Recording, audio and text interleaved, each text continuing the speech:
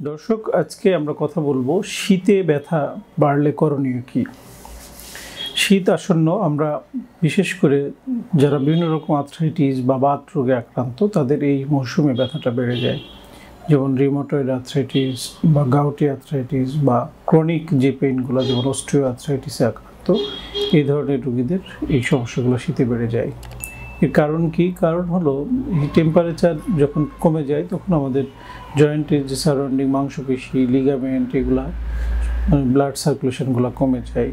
রক্ত সরবরাহ যেহেতু কমে যায় তখন ওখানকার কার্টিলেজগুলো একটু শক্ত হয়ে যায়, আশেপাশে মাংসপেশি লিগামেন্টগুলো শক্ত হয়ে যায় এবং ইনফ্লামেটরি প্রসেস যেগুলো আমরা বলি প্রদাহজনিত রোগগুলা এই ঠান্ডা আবহাওয়ায় বেড়ে যায়।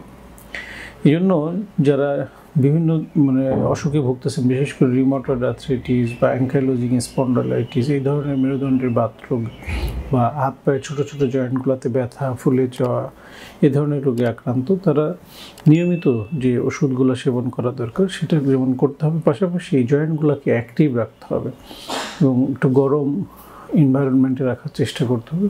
একটু গরম পানি সেঁক দিতে পারেন। পাশাপাশি বড় বড় যে জয়েন্টগুলো যেমন hip joint, knee joint, ankle joint, shoulder joint, এই জয়েন্টগুলোর ব্যথা কমানোর জন্য ফিজিওথেরাপি একটা গুরুত্বপূর্ণ ভূমিকা পালন করতে পারে বা খুবই কার্যকরী চিকিৎসা পদ্ধতি, যেখানে আমরা কিছু ইলেকট্রোথেরাপির মাধ্যমে এই জয়েন্টের ইনফ্লামেশনগুলো কমাতে পারি।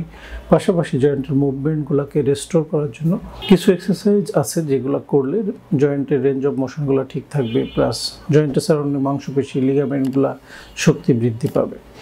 এছাড়া জয়েন্টের যে সাপ্লিমেন্টগুলো আমরা সাজেস্ট করি এই শীতের সময়, বিশেষ করে ক্যালসিয়াম, ভিটামিন ডি, এই জাতীয় খাবারগুলো আমাদের খাদ্য তালিকায় রাখতে হবে। যেমন টক দই, তারপর শাকসবজি, আলমন্ড, সামুদ্রিক মাছ, এই সব খাবার। এর সাথে সাথে সূর্যের আলোর উপস্থিতিতে যেতে হবে, যেটা আমাদের সূর্যের আলোর উপস্থিতি আমাদের ভিটামিন ডি তৈরিতে সাহায্য করে। এই জন্য ক্যালসিয়াম এবং ভিটামিন ডি একে অপরের পরিপূরক। ক্যালসিয়াম সমৃদ্ধ খাবার খেলেই হবে না, সূর্যের আলোর উপস্থিতি না গেলে এটা ক্যালসিয়াম অ্যাবজর্পশনটা সঠিকভাবে হবে না।